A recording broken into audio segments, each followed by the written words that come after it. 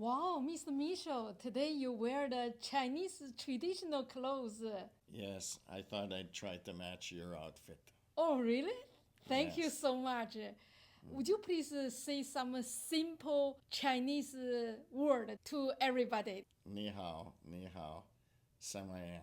什么样 means 怎么样？怎么样？一二三四。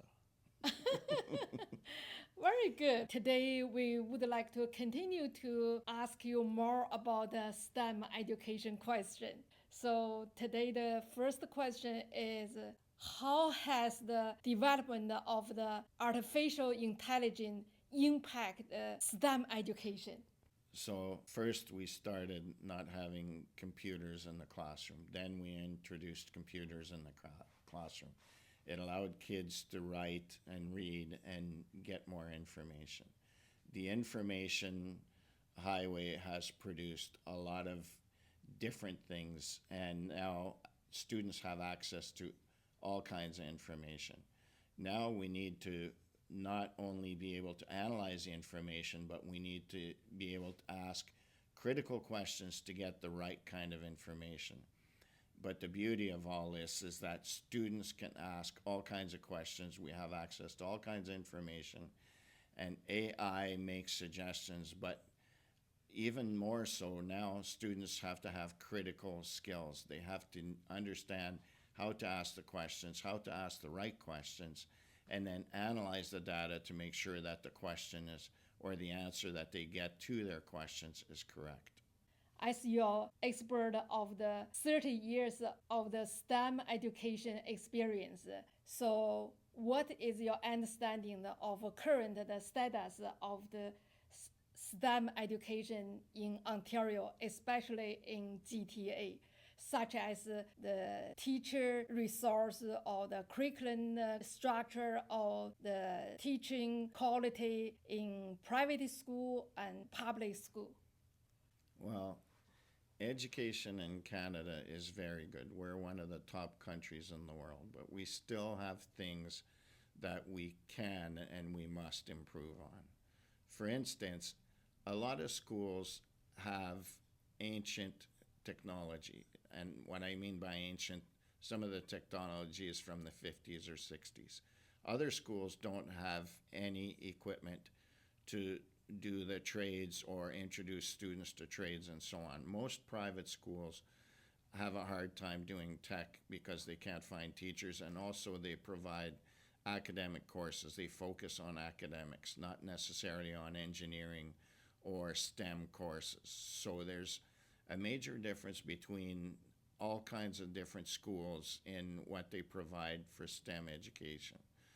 But AI now has changed the game a little bit. AI is instant. You don't need to buy equipment to use AI. You don't need to buy equipment when you're using simulators and things like that. So education, especially in technology, in STEM courses, especially in public schools, is always behind. For instance, 3D printers were invented a long time before any kind of school ever used 3D printers. So education in STEM needs to be more proactive instead of reactive. That way, technology in the schools will be easier to access and will be accessed quicker. And so we can teach students current technology as opposed to technology that's been out for a while or even outdated. So now we know as the public school, private school, they still have a long way to go and need to improve the STEM education. Yes, and that's to offer current technology and current knowledge and so on so that they can be successful in industry and in university or college, wherever career path they decide to take. Right. I know the Ontario is the big province in Canada, and also for the education is not even some big city like Toronto, GTA, or York region maybe have more resource, but if you go to the small town, they very lack of the STEM education. Right. Another question I would like to ask you about the STEM education. What's the difference between at school and with the extracurricular training institution? Schools many times do not have teachers that are trained to teach at the public school level and elementary school especially.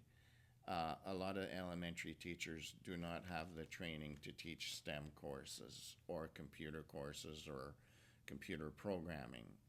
At the secondary level, it's somewhat the same. Either the schools don't have the resources or the teachers and so on, or when they do, they may teach a unit of one thing or a unit of another, but the courses not necessarily specialized. Like, for example, in Java, let's take Java. They may teach a unit or two in Java, but outside institutions can teach students and focus strictly on Java. And they're not, bound by having to teach 30 hours of a unit. They can teach as long as they want, and they can teach the curriculum in depth as much as they want.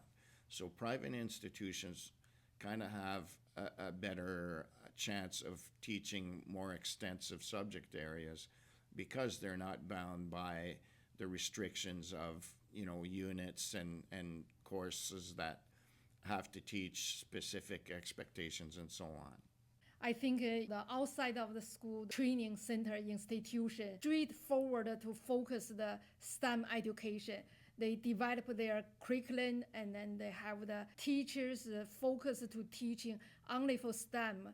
So that's why the quality and then the resource much better than the current the public school or even some private school. Another question I would like to ask, if a child doesn't like the STEM program, so how can the parents guide them? So kids understand and they love to play video games. Video games are basically STEM. They're produced by somebody who learned to program, somebody who learned to design, and so on. So to guide a student, find out what their interests are. STEM is in arts, it's in math, it's in sports, it's in all kinds of fields.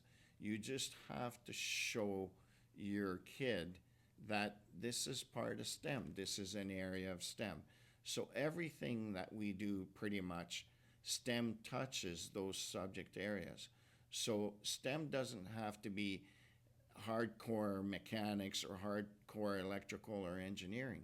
It could be designing, it could be art, it could be even food related. It could be related to any subject area. So all parents have to do is to recognize STEM when they see it and show it to their kids. So parents can use the different scenario to guide their kids to involve STEM. It's not only for engineer, right? Right. Okay.